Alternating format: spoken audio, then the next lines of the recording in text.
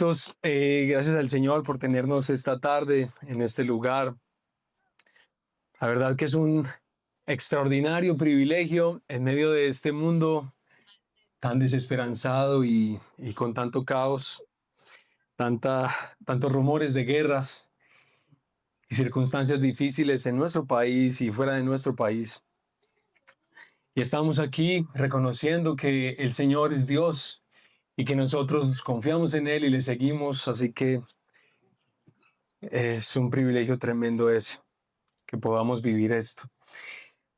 Hoy, mis hermanos y hermanas, hemos llegado ya a la parte final de esta serie de sermones en la primera epístola que el apóstol Juan le escribió a la iglesia, o tal vez a ese grupo de iglesias. Y realmente hemos estado llegando ya a la parte final. ¿Cómo le titulamos a esta serie de sermones, si recuerdan? Para que nuestro gozo sea completo, ¿cierto? Exactamente, completo. Para que nuestra alegría sea perfecta, sea completa. Así es, mis hermanos. Y bueno, hemos pensado en tantas cosas, ¿no?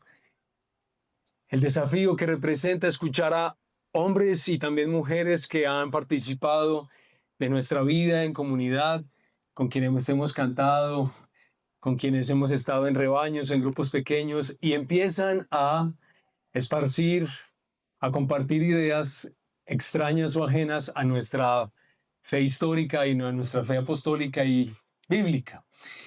Y con todo lo duro y con todo lo dramático, pero también como con todo lo inquietante y preocupante que eso resultaba para cualquier iglesia en el pasado o en el presente, Juan está aquí saliendo adelante para aclarar las situaciones que se están presentando en dichas iglesias y también para afirmar a sus hermanos en el evangelio que han aprendido, en el que seguimos creciendo y bueno, que así siga siendo. Esta última partecita de la carta, de la primera carta de Juan, la vamos a partir como en dos sermones diferentes. Hoy vamos a tener la primera parte y el próximo domingo tendremos la segunda parte. Así que así es como titulamos a este primer sermón. Y para terminar, sepan que tienen vida eterna. Y para terminar, oremos con confianza. Estas es como las últimas o las dos primeras de las cuatro últimas indicaciones que Juan nos va a hacer al final de la epístola. Y bueno, para eso les pido, vayan por favor, Primera de Juan, capítulo 5. Primera de Juan, capítulo 5, versículo 13. Desde ahí vamos a leer. Leemos la palabra del Señor en el nombre del Padre, y del Hijo, y del Espíritu Santo. Estas cosas, les pregunto, ¿cuáles cosas? ¿Cuáles cosas? Trata de recoger todo lo que hemos venido diciendo en estos meses y que Juan ha venido mencionando en los 5 capítulos que lleva desarrollada en su epístola. Listo. Estas cosas les he escrito a ustedes que creen en el nombre del Hijo de Dios, para que sepan que tienen vida eterna. Esta es la confianza que tenemos delante de Él, que si pedimos cualquier cosa conforme a su voluntad, Él nos oye. Y si sabemos que Él nos oye en cualquier cosa que pidamos, sabemos que tenemos las peticiones que le hemos hecho. Si alguien ve a su hermano cometiendo un pecado que no lleva a la muerte, pedirá, y por el Dios dará vida a los que cometen pecado que no lleva a la muerte. Hay un pecado que lleva a la muerte. Yo no digo que se deba pedir por ese. Toda injusticia es pecado, pero hay pecado que no lleva a la muerte. Hasta aquí vamos a leer y vamos a orar.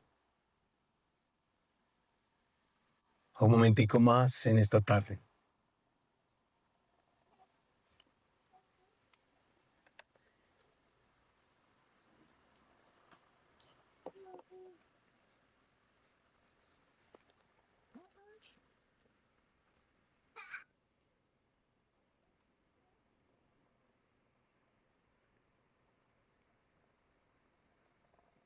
Padre precioso, queremos estar en este momento, en este lugar, sentados o de pie,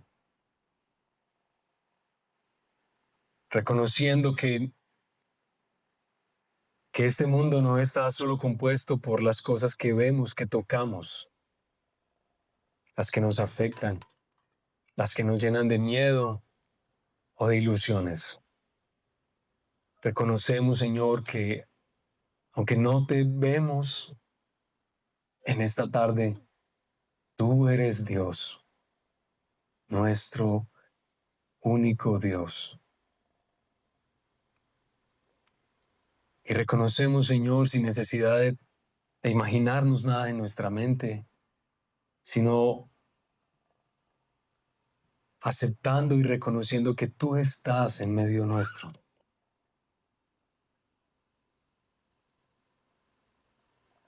Te pedimos tu ayuda, Señor.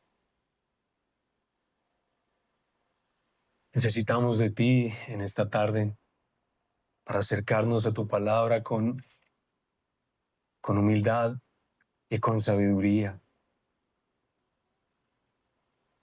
Con un espíritu, Señor, de sujeción a ti.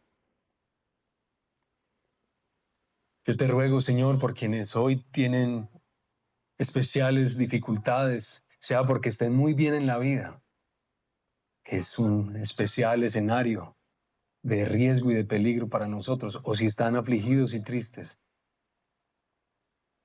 También, Señor, ayúdanos.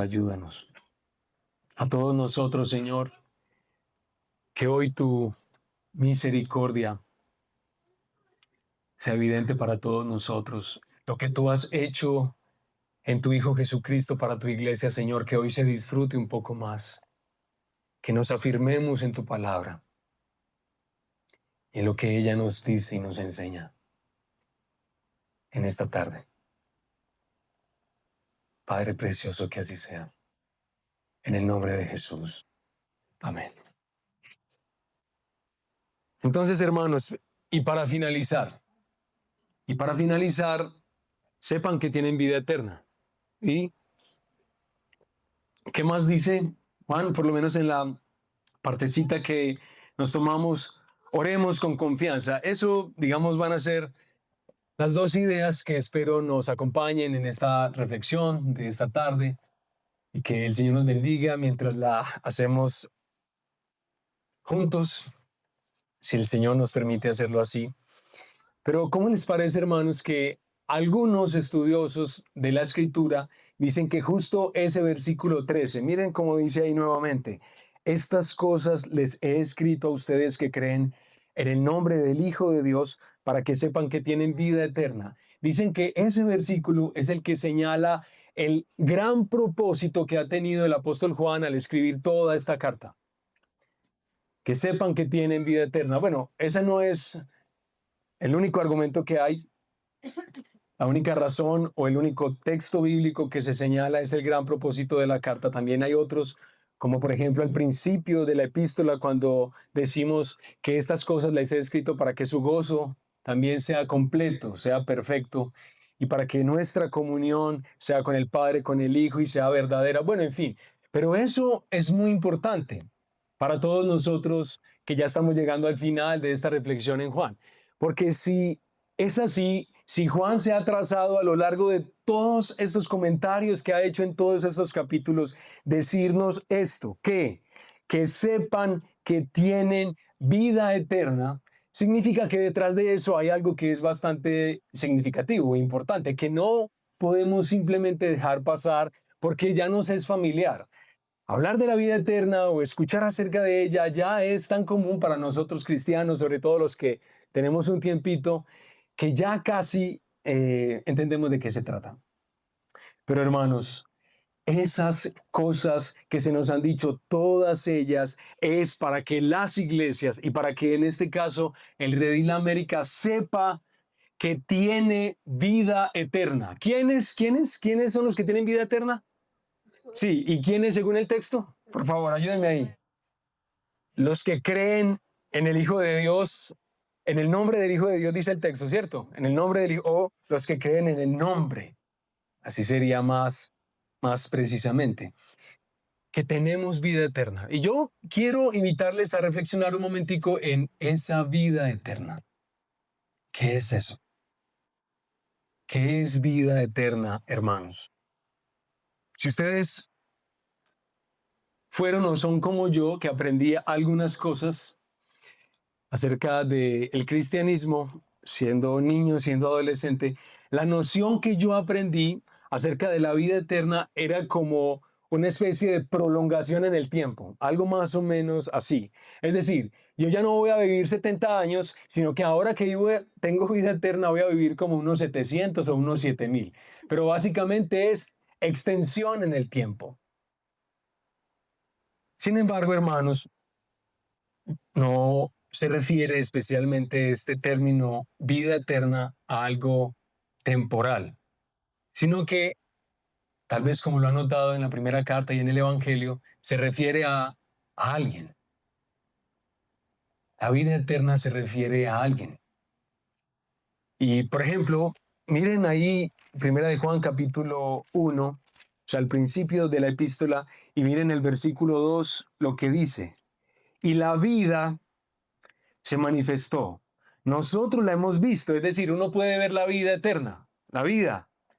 Y damos testimonio y les anunciamos a ustedes la vida eterna que estaba con el Padre y se manifestó a nosotros. ¿Está hablando como de qué?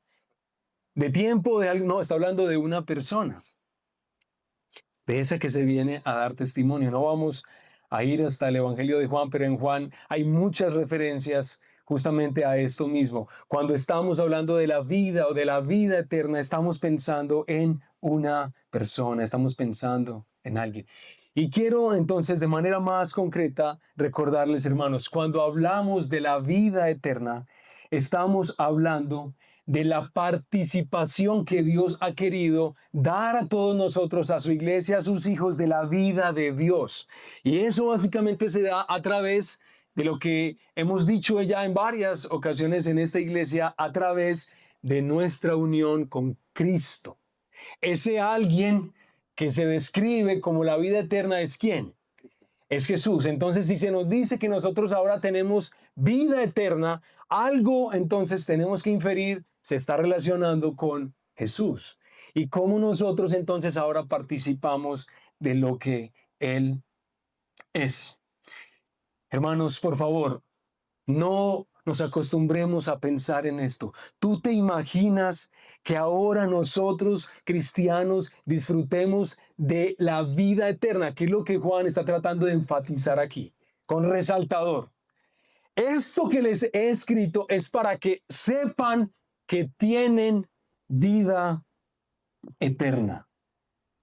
Disfrutamos de todo lo que Dios es por nuestra unión con el Hijo, con su Hijo Jesucristo. A ver, hermanos, miren, en Edén, cuando se nos describe estando allí Eva y Adán, se nos dice que Dios se paseaba en el huerto. ¿Sí recuerdan ese texto? No, es decir, Dios quería estar con los hombres. Pero después que la cosa se arruina, nosotros vemos que Dios sigue insistiendo en permanecer con los hombres, en estar en medio nuestro, en el tabernáculo y en el templo. ¿De acuerdo? Dios quiere que Él esté en medio de la vida comunitaria, de la vida del pueblo, para estar con nosotros también. También cuando se nos dice que el Verbo se hace carne y habita entre nosotros, mayor énfasis se está haciendo en que Dios desea tener una comunión cercana con todos los que pertenecemos a su pueblo, a la iglesia. Dios se hace un ser humano. Hermanos, pero miren, Edén, el tabernáculo, el templo, la encarnación, todo eso es tan especial, por supuesto, es tan maravilloso, hermanos, pero cuando a nosotros se nos dice que Dios no solo quiso estar con nosotros, sino que quiso unirnos a su Hijo Jesucristo para que nosotros participemos de todo lo que Él es, eso es otro nivel en la profundización de esa relación que Él quiere tener con los suyos. no solo es estar a nuestro lado, es que participemos de su vida, de lo que Él es. Es decir, hermanos, lo que el Señor Jesucristo hace en la cruz por nosotros y que nos otorga a sus hijos e hijas es algo, por supuesto, que supera por mucho, la condición original de Edén. Y espero que ojalá dentro de la teología que nosotros estamos aprendiendo, ahí escuchando podcasts o leyendo libros o lo demás, recuerda siempre, cuando pensamos en la creación, en Génesis capítulo 1, vemos eso como un escenario ideal, pero les digo algo, Jesucristo en muchas situaciones y en muchas condiciones aún de esta creación ha superado lo que era original de Génesis capítulo 1. Lo ha hecho mucho mejor. Esta vida eterna de la que ahora se nos participa es una manifestación de eso, que ahora Jesús ha venido a traernos y a hacer posible para todos nosotros. Participar de la vida de Dios. Participar de la vida de Dios. Imagínate eso. Yo espero que se entienda que no estoy diciendo que ahora nosotros somos como, pues como Dios, es cierto, como ustedes tal vez han escuchado lo que se dice por ahí. Tampoco estoy diciendo que nosotros por participar de la vida de Dios quedamos como disueltos en el ser de Dios, como también escuchamos algunas creencias que enseñan algo de este tipo. Ni lo uno ni lo otro. Nosotros más bien conservando nuestra identidad y conservando nuestra humanidad, nuestra persona, ahora nos unimos a Dios en una unión que es misteriosa y que es espiritual, es decir, es del Espíritu de Dios. Para cada creyente, para hijo de Dios, ahora tenemos vida eterna. Hermanos, ¿cuándo es que a uno se le participa de la vida eterna? Que también la verdad fue algo muy bonito para mí aprender en su momento cuando pude entenderlo en la escritura. ¿Cuándo es que a nosotros se nos participa de esa vida eterna? ¿En qué momento? Yo siempre tuve en mi mente la idea clara de que sería en el futuro, ¿cierto? De que sería después de la muerte que se participa de vida eterna. Pero otra vez estamos hablando de términos que parecen no son precisamente lo que por lo menos el evangelista Juan nos está tratando de comunicar. ¿Cuándo es que nosotros empezamos a participar de esto que Dios ha querido darnos a nosotros? De su propia vida, de su vida. ¿En qué momento? En el momento, hermanos, en que nacemos de nuevo, en el momento en el que creemos que Jesucristo es el Hijo de Dios y es nuestro Salvador y es nuestro Redentor. Vida eterna. Participar de la vida de Dios. Hermanos, ¿ustedes creen que Dios es débil? No. ¿Qué significa para un cristiano que ahora participa de todo lo que Dios es en un término, pues, equilibrado o bíblico? Nosotros participamos de lo que Dios es. ¿Qué significa que nosotros participemos de la vida de alguien que tiene tanto poder como nuestro Dios? Significa, hermanos, que nosotros sí podemos llegar a hallar la capacidad de prevalecer sobre cosas, sobre condiciones, sobre circunstancias que pues, en una condición natural o sin Cristo, pues no tendríamos, por supuesto. Ahora participamos del ser de Dios y eso es lo que Él nos ha querido dar, ese lugar, y lleva la aplicación a otros escenarios o lugares donde quisieras llevarla. A mí me encanta sinceramente cuando Juan está terminando esta partecita, está terminando su epístola con este epílogo, porque me encanta pensar que la intención que Juan persigue sea darle seguridad a las iglesias, a sus hermanos y a sus hermanas. Él está diciendo que todo lo que él ha escrito, lo ha escrito para que sepan, hermanos, que tienen vida eterna. Y a mí me encanta eso me encanta siempre que Juan o Pablo o el Señor Jesucristo, otro evangelista, Pedro mismo lo expresan. Me encanta siempre que la Biblia a nosotros tan necesitados nos está recordando de manera constante que el cristiano puede experimentar seguridad en Cristo Jesús. Estamos seguros en Él.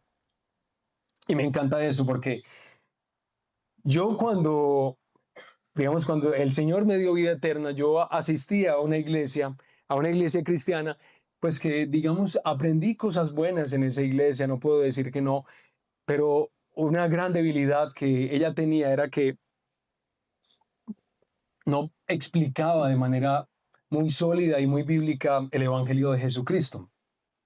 Y la verdad, una persona bastante consciente de lo hondo de su pecado o de lo negro que es su pecado, como lo era yo antes, ahora lo soy más, pero alguien tan consciente de su pecado como lo era yo, me resultaba terrible ser consciente que Jesús me perdona, si yo me arrepiento, si yo vuelvo a Él me perdona, pero yo viendo lo que era, me mantenía deshecho pensando que tal vez si solamente a la vuelta de la esquina, después de haber estado bien en la iglesia, haber cantado, haber entregado todo mi ser y con toda la humildad que podía llegar a tener, la poca, pero lo que fuera que me hacía sentir bien y bonito conmigo mismo, me sentía tan inseguro, con tanto miedo de que tal vez a la vuelta de la esquina algo me ocurriera, me hiciera enojar, mi mamá me hiciera enojar, mi hermano me hiciera enojar o algo llegara a pasar y entonces ya pierdo ese lugar de bienestar, de confianza, de seguridad en el que estaba. Y hermanos, ¿cómo les parece que ese tema de la seguridad que Juan está señalando acá, que él quiere que todos los cristianos tengamos, es algo que se ha luchado a lo largo de la historia de la iglesia? Al principio nosotros, cuando escuchamos al Señor Jesucristo hablar, nosotros sí vemos que Él está intencionalmente asegurando a sus ovejas. ¿Recuerdan cuando Juan dice, cuando el Señor Jesucristo dice, y que cita el evangelista Juan, mis ovejas oyen mi voz y yo las conozco y ellas me siguen y yo les doy vida eterna y no perecerán jamás, ni nadie las arrebatará de mi mano? Mi Padre que me las dio es más grande que todos y nadie las puede arrebatar de la mano de mi Padre. El Padre y yo uno somos. ¿Qué es lo que se pretende ahí? ¿O no? ¿Las ovejas están seguras o qué? ¿Cierto? Sí, yo creo que sí, lo estamos seguros. Pero también ustedes escuchan al apóstol Pablo cuando dice, ¿qué nos podrá separar del amor de Dios que es en Cristo Jesús? Romanos capítulo 8. Algunos dicen el capítulo más extraordinario de toda la Biblia, Romanos 8. ¿Y por qué será? ¿Cierto? ¿Por qué será? Pero también escuchamos a Pedro en su primera epístola, bueno, de muchas maneras, seguridad. Pero haciendo ese recorrido histórico, por lo menos un poquito por la iglesia, nos damos cuenta que no siempre en la iglesia se ha enfatizado que los cristianos sientan la confianza de que Jesús ha sido suficiente para ellos y que ellos ahora están seguros en Él. Después, la iglesia posapostólica como que sí tenía esa claridad de que, claro, el creyente estaba seguro en el Señor Jesucristo, pero a medida que fueron transcurriendo los años y los siglos, esa seguridad se fue perdiendo. Es decir, llegó un momento en la historia en el que cualquier persona que llegara a creer o a confesar que estaban completamente seguros de que en Cristo no podían perecer y que estaban seguros de su estado de gracia, se les censuraba. Se les decía que lo que estaban creyendo no era recomendable. ¿Por qué creen ustedes, hermanos, que no es bueno, aparentemente, que alguien diga que está completamente seguro en Cristo? Es decir, que si yo salgo hoy y me atropella una moto, pero justo después de predicar me enojé con alguno de ustedes y justo después de que me enojé, ¡plá!, me levantó alguien y me morí. Entonces, ¿qué pasa? Hermanos, puede ser que la respuesta de algunos de ustedes es, pues, para la paila, ¿de acuerdo? Más o menos así. Hermanos, pero qué pesar que tal vez esas sean las ideas que tienes, porque no es así.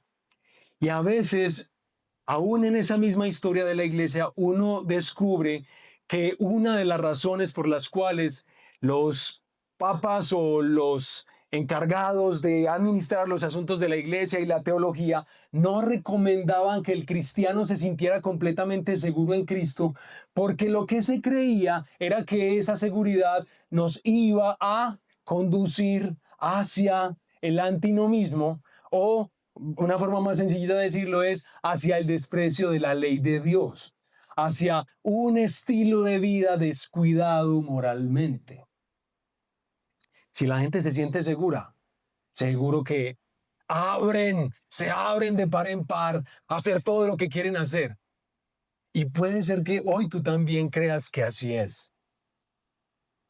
Que si alguien está seguro acá como Juan quiere asegurarlo, les he escrito para que sepan que tienen vida eterna, porque creen en el nombre del Hijo de Dios. Puede ser que tú también pienses, esa clase de seguridad es hasta inconveniente. No es provechosa para la iglesia. ¿Qué pasaría en el redil, la América, si todos aquí nos sentimos completamente seguros en Cristo porque estamos entendiendo la suficiencia de su obra para nuestras vidas? Y entonces, ¿qué empezamos a decidir? ¿Qué empezamos a decidir? Pues pareciera que lo que empezamos a decidir es las pasiones, porque pues finalmente si yo estoy seguro en Cristo y sé que si me atropella aquí un carro o una moto después de haberme enojado muchísimo con alguno de ustedes, igual el Señor Jesucristo, mijito, venga para acá, ¿cierto? Yo tengo esa absoluta convicción, no una convicción que es subjetiva, que es movida por mi carácter o mi personalidad. La Escritura me la ha dado y eso es para todos nosotros. ¿Ustedes creen, hermanos, que estar seguro de nuestro lugar en Cristo Jesús nos lleva al descuido moral? ¿Ustedes creen que, o sea, es decir, si puede pasar, estamos bien, sí, o sea, puede ser que a algunos les ocurra, pero lo que vemos en la Escritura más bien es todo lo contrario, que el Señor insiste en que todo su pueblo esté seguro en Él para poder que empiecen a experimentar todo lo que Él les ha dado.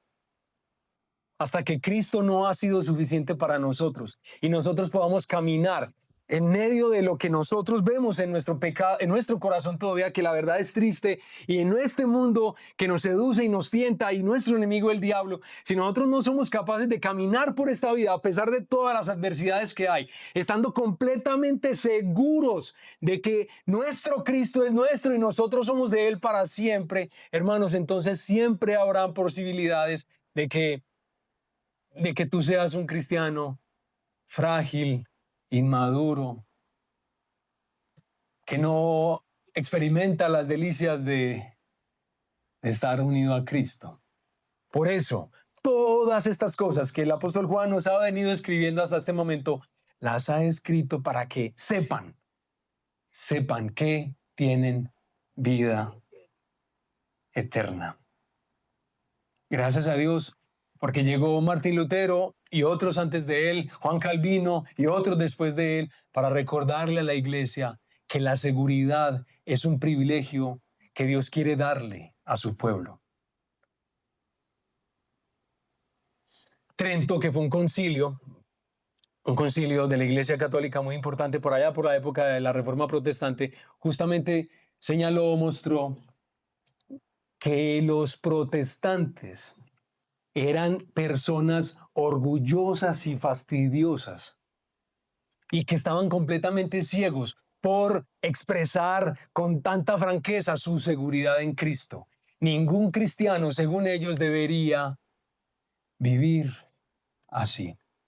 Sí, ellos decían, tal vez algunos sí, algunos que reciben manifestaciones especiales de la gracia de Dios como el apóstol Pablo. Claro, el apóstol Pablo sabía que él está seguro en Cristo, pero no nosotros. ¿De qué sirve eso, Adolfo? Cierto, muy bueno para Pablo. pero nosotros no, hermanos. Recuerden, y para terminar su carta, su epístola, para terminar, lo primero, recuerden, todos los que están presentes en este lugar y confían en el Hijo de Dios, como ha sido manifestado en las Escrituras y como ha sido hablado y anunciado y proclamado por los apóstoles, todos los que confiamos en Jesucristo, tenemos y participamos de la vida de Dios. Tenemos vida eterna.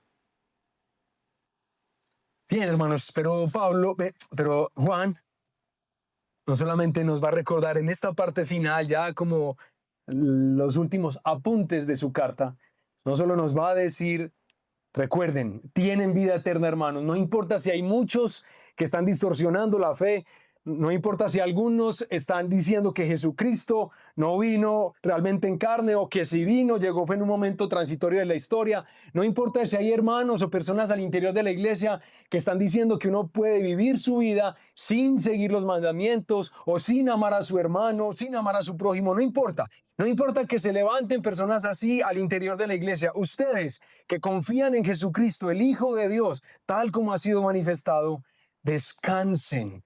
Descansen en que tienen vida. Y esa vida es un don de Dios, un regalo suyo. Bien, en segundo lugar, hermanos, como se dan cuenta, el apóstol Juan va a pasar de hablar de esa seguridad que él quiere darle a todos sus hermanos y hermanas, a expresar esa seguridad, pero de una forma distinta, y es, para finalizar, oremos con confianza. Oremos con confianza. ¿Ven ahí? ¿Ven el chicharrón en el que el apóstol Juan nos metió ahí? A todos los que leemos, después de tantos siglos de él haber escrito esto. Y hablo especialmente de ese versículo último que ahorita esperamos explicar un poquito. Oren con confianza. Esta es la confianza que tenemos delante de él. Que si pedimos cualquier cosa conforme a su voluntad, él nos oye. Y si sabemos que él nos oye en cualquier cosa que pidamos, sabemos que tenemos las peticiones que le hemos hecho. Si alguien ve a su hermano cometiendo un pecado que no lleva a la muerte, pedirá y por el Dios dará vida a los que cometen pecado que no lleva a la muerte. Hay un pecado que lleva a la muerte. Yo no digo que se deba pedir por ese. Toda injusticia es pecado, pero hay pecado que no lleva a la muerte. Para finalizar su carta, Juan va a decirle a la iglesia, hermanos, no recuerden, no olviden nunca. Oremos con confianza. Oremos con confianza. Y hay, digamos, varias particularidades de este momento que Juan se toma para estimular a la iglesia, a las iglesias para la oración. Y lo primero que él va a decir es que nosotros debemos reconocer que podemos orar con confianza. Y lo que hace primero es decir que hemos de orar con confianza, pero según la voluntad de Dios. ¿Lo notaron o no? O sea, vamos a aprovechar el hecho de que somos hijos de Dios, de que estamos seguros en Él, de que participamos de su vida para orar a Él, pero vamos a aprender a hacerlo según su voluntad. Y bueno, yo diría que acá la situación se nos pone un poquito complicada, según su voluntad. Orar según la voluntad de Dios. ¿Cómo les parece eso?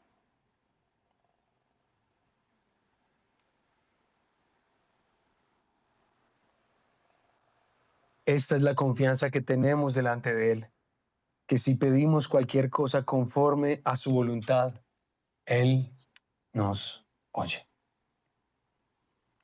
Ahorita, Cristian, y todos nosotros que participamos de ese momento en el que adorábamos al Señor, pero cantando, Leímos y escuchamos Mateo capítulo 6. ¿Recuerdan lo que el Señor nos enseñó ahí?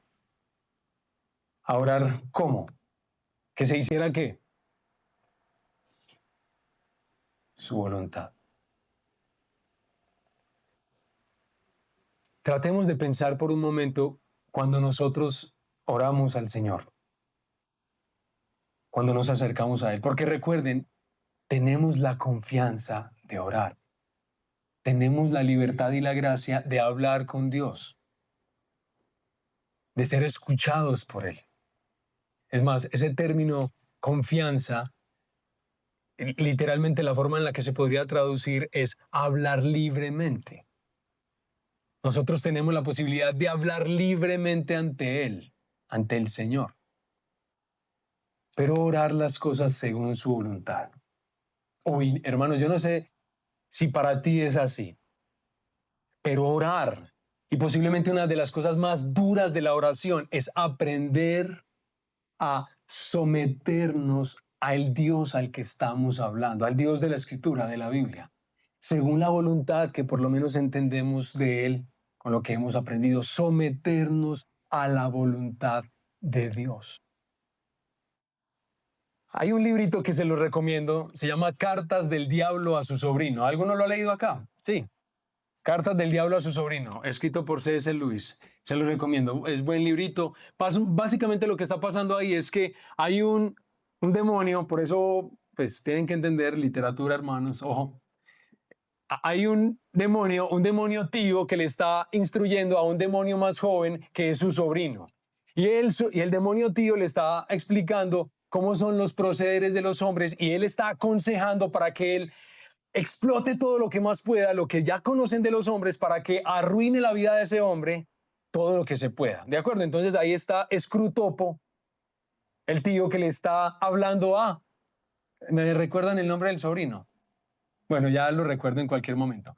Hermanos, ¿saben qué? Qué interesante lo que C.S. Lewis dice en uno de los capítulos.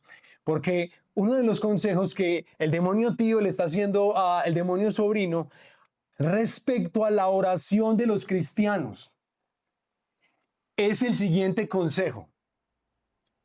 Cuando ellos se pongan en la dinámica de orar, que pues, para la mayoría va a ser muy difícil, pero si alguno de pronto empieza a entrar ahí, tú tienes que esforzarte todo lo posible para que esa persona que está orando no se enfoque en Dios.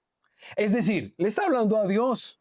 Aún está llorando delante de Dios y está humillado, pero que Dios no sea el objeto de sus oraciones. Es decir, hazle pensar lo siguiente: si de pronto por alguna razón esa persona necesita valor y necesita que Dios que está delante de él le otorgue la gracia de ser valiente frente a una situación que está experimentando, tú lo que debes tratar de hacer es más bien hacerle sentir como valiente mientras está haciendo eso. Es decir, él está orando por valentía y como que él siente que se está volviendo más valiente. Dale eso.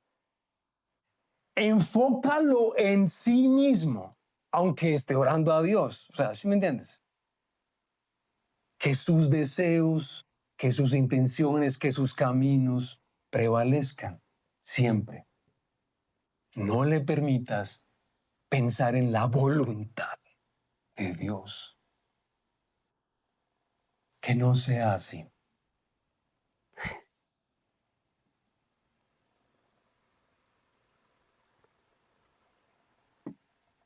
Hermanos, hay un comentario tan hermoso que hace Agustín de Hipona cuando él está explicando el Padre Nuestro, cuando se toma tiempo para explicar el Padre Nuestro y cuando él está hablando de hágase tu voluntad, él dice más o menos algo como lo siguiente: cuando nosotros como hijos de Dios, cuando nosotros decidimos orar, entrar con confianza al trono de la gracia para hablar libremente con nuestro Padre, cuando nosotros estamos ahí en presencia suya, hermanos, delante del Señor, y nosotros todavía no hemos sido capaces, ni porque se lo pedimos, ni porque nos sujetamos, pero cuando todavía nosotros estamos llenos de nuestra desesperación, de nuestros deseos, de nuestro enfoque, de nuestro propósito, básicamente lo que ha pasado ahí es nada.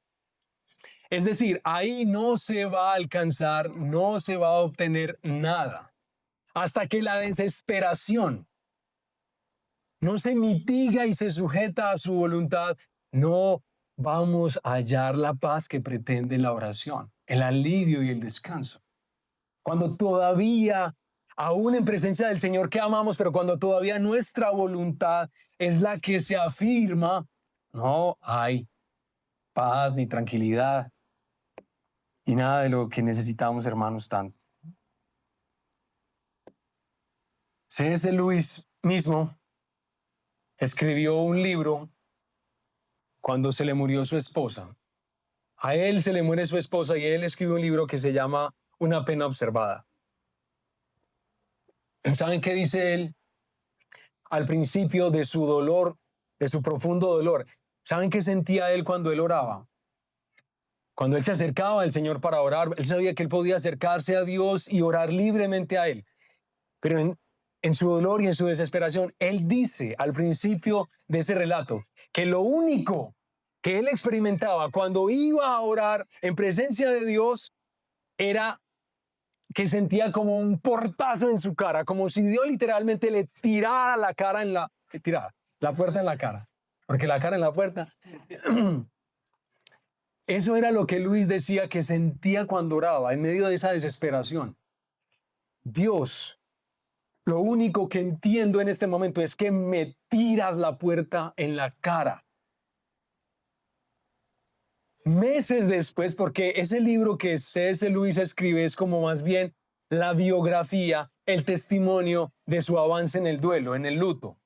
Muchos meses adelante, lo que Lewis dice es, ay, ya entendí qué era lo que pasaba cuando decía que Dios me tiraba la puerta en la cara. Ya entendí qué era lo que pasaba. ¿Saben qué era lo que pasaba? Lo que pasaba era que yo no entraba a hablar con él.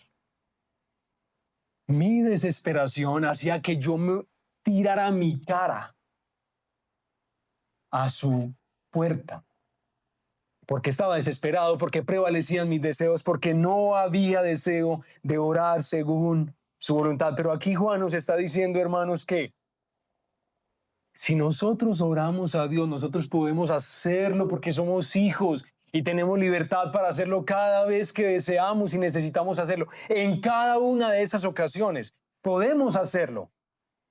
Y si pedimos, mientras estamos orando, si pedimos según su voluntad, nosotros podemos tener la seguridad de recibir aquello por lo que pedimos. Eso es muy tremendo, ¿no? Porque la verdad, muchas veces cuando uno ora, a mí me pasa así, muchas veces cuando yo oro, yo digo, ¿será que sí o será que no? ¿Será que esto sí o será que esto no? ¿Cierto? Pues, y uno dice, por si las moscas, ¿qué pierde uno que de pronto sí pase, cierto? A veces con ese escepticismo. Pero hermanos, qué linda la forma en la que Juan lo expresa acá. Miren lo que dice. Si pedimos cualquier cosa conforme a su voluntad, Él nos oye. Y si sabemos que Él nos oye en cualquier cosa que pidamos, sabemos que tenemos las peticiones que le hemos hecho. Esas son las palabras que expresa un hombre que entiende que Dios le ha dado seguridad para tener comunión con Él y le ha dado seguridad para confiar en las cosas que Él puede pedir a Dios según su voluntad y las recibe de Él. Ustedes recuerdan las historias de Jorge Müller, ¿cierto? ¿Recuerdan? ¿Han escuchado hablar de Jorge Müller? Bueno, no importa si no, yo les voy a decir, Jorge Müller, un hermano hace siglos atrás, muy querido, un hombre de una fe extraordinaria, un hombre que tuvo muchos orfanatos, que recogió a miles de huérfanos, miles de huérfanos, eran sostenidos, educados, alimentados por el ejercicio de Jorge Müller. Una de las historias más conocidas de él es esta que es tan espectacular. Miren, los niños en el orfanato esa mañana no tenían nada que comer. Nada. Ustedes saben que es un poco de niños, o sea, estamos hablando de cientos de niños, no tienen nada que comer. Eso, o sea, que Gabriela y Marco no tengan que comer, pues ya yo hablo con mi mamá, lo llamo a alguno de ustedes, alguna cosa hacemos. ¿Los puedo llamar o no? Ah, bueno, gracias. Pero alguna cosa se hace. Pero Jorge Müller, cientos de niños y a todos los despertó sabiendo que al otro día ellos no iban a tener que desayunar. Jorge Müller esa noche se pone a orar, Señor, no hay nada para mañana, no hay nada que darle a los niños.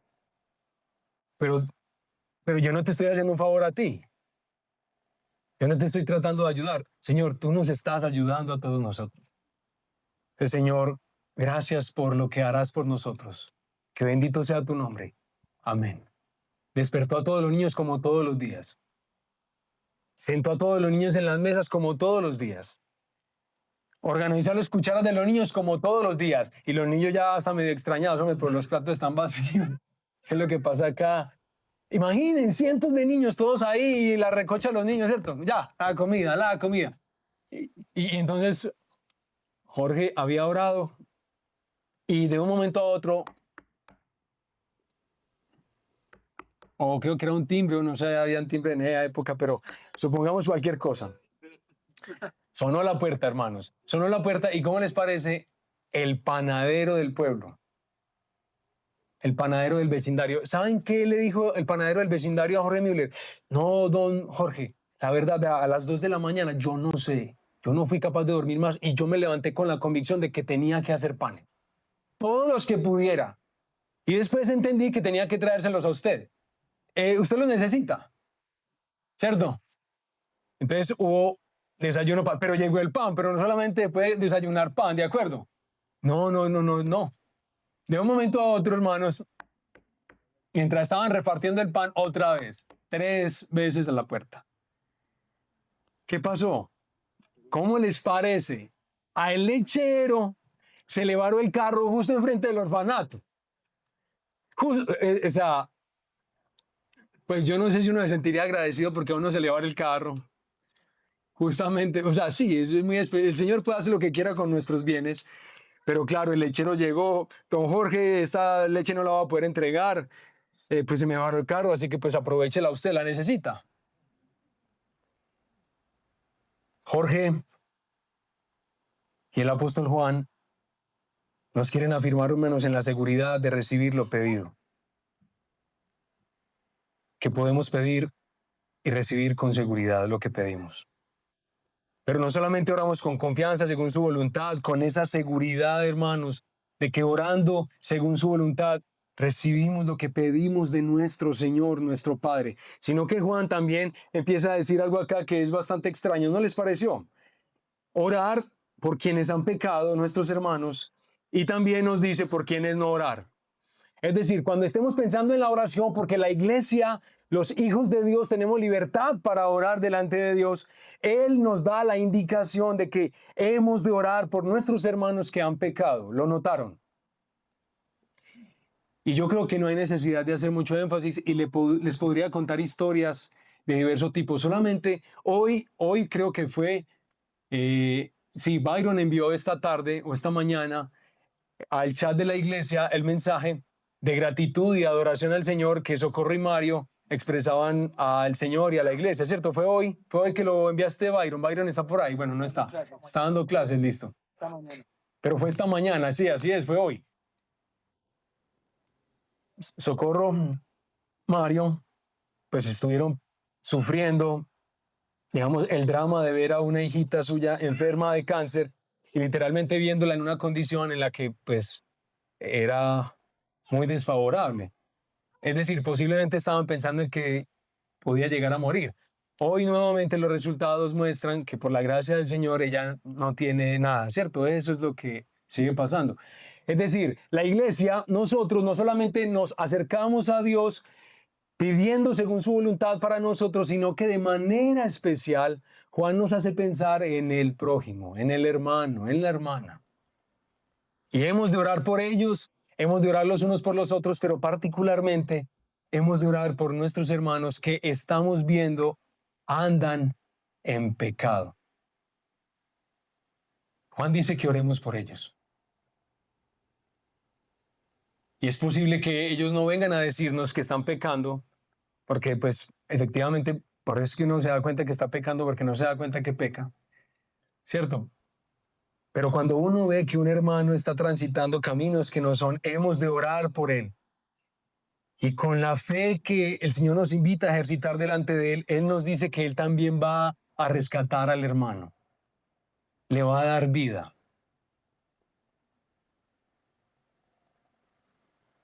Pero aquí se mete el texto en un problema que, hermanos, ustedes pueden ir a ver a YouTube.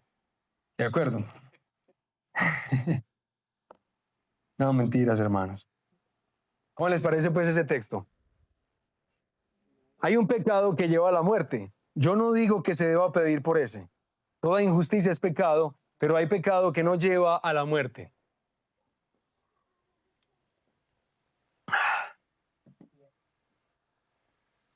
Hermanos, a mí me alegra en un sentido que, por supuesto, nosotros intentemos entender qué es lo que se está tratando de decir en toda la escritura, porque toda ella es el consejo de Dios.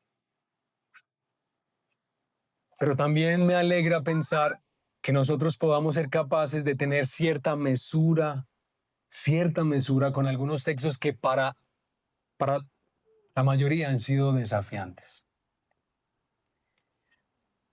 Hay dos formas principales. Yo leí muchas cosas, pero hay dos formas, diría, que nos ayudarían a interpretar este texto.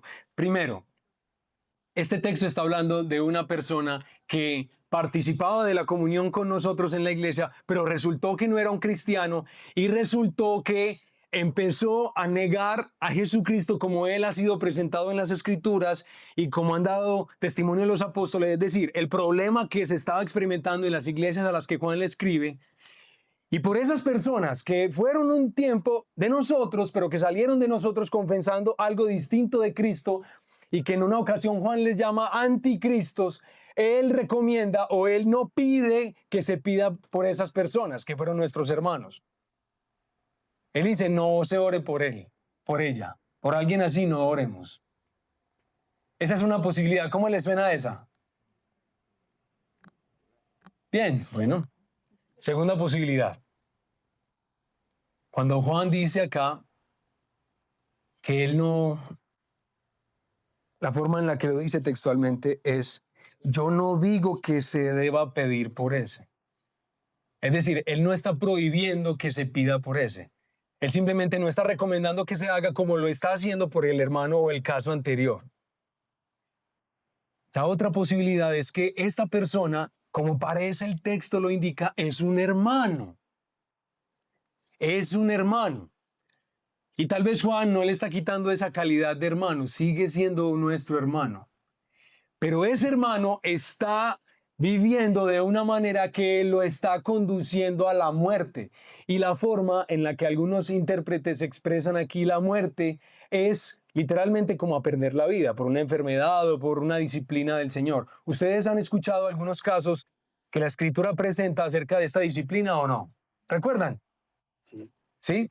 ¿Recuerdan, por ejemplo, la mención que se hace en Corinto, en la iglesia de Corinto? En la epístola, cuando algunos están tomando la cena del Señor indignamente y ellos están durmiendo. Ellos han muerto por la disciplina del Señor. También es como cuando el apóstol Pablo habla del hermano que ha pecado y dice que se ha entregado a Satanás. Que a él no se le traiga en otro proceso de restauración distinto, sino que a él se le entregue a Satanás. Esa es la otra posibilidad. Exactamente, la disciplina del Señor a su iglesia, que existe o no. ¿Sí sabían que Dios disciplina a sus hijos o no? Claro que nos disciplina. Claro que nos disciplina. Por supuesto que cualquier padre que ama a sus hijos los disciplina. Así es.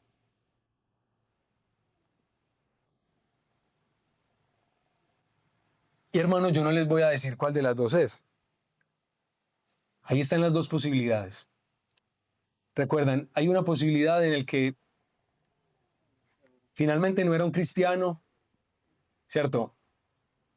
Un hombre que niega su fe evangélica cristiana.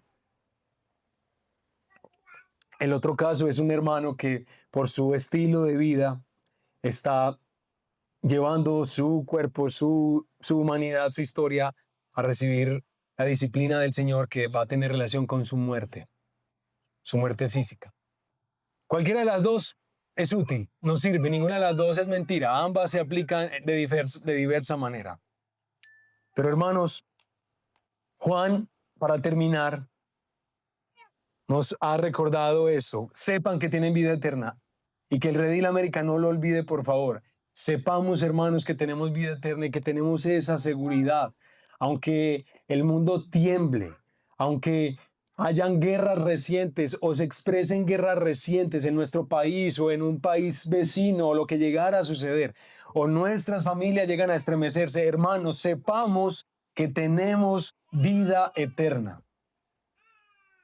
Y también, hermanos, sepamos que el cristiano tiene el privilegio de hablar con confianza a su Padre, porque Él escucha, porque Él atiende sus pedidos, porque Él quiere que oremos los unos por los otros, especialmente por quienes están desviándose de la fe, pero también, hermanos, por personas que tal vez en algún momento ya no necesariamente se debería orar. Amén. Oremos al Señor, hermanitos. Padre precioso que estás en el cielo,